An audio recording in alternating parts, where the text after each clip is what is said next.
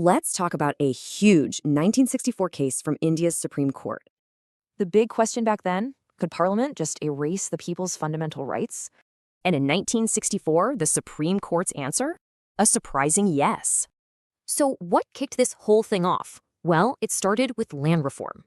The government wanted to speed things up, so they passed the 17th Amendment. And here's the clever part. They used a constitutional safe box called the Ninth Schedule.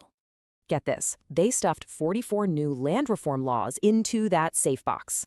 Naturally, people like Sajjan Singh, whose rights were hit, decided to fight back. And that set the stage for a massive showdown in the Supreme Court. So it boiled down to this. Could Parliament change any part of the Constitution? All right, let's get to the verdict. And trust me, it was not straightforward. It was a super close call. The 5 judges were split 3-2. The majority sided with the government. They said Parliament could amend anything it wanted. This basically reconfirmed a previous ruling, treating amendments as a special kind of law.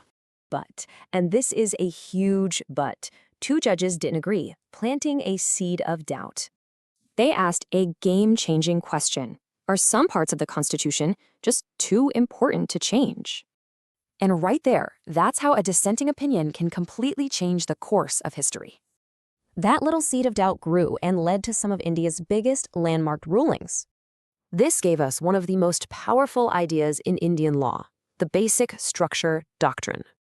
Basically, it says, you can't touch the core soul of the Constitution. So what's the big takeaway here? Why does this old case still matter so much? Because that dissent, even though it lost at the time, ended up protecting the Constitution's core. It leaves us with a question we still wrestle with. Who gets the final say?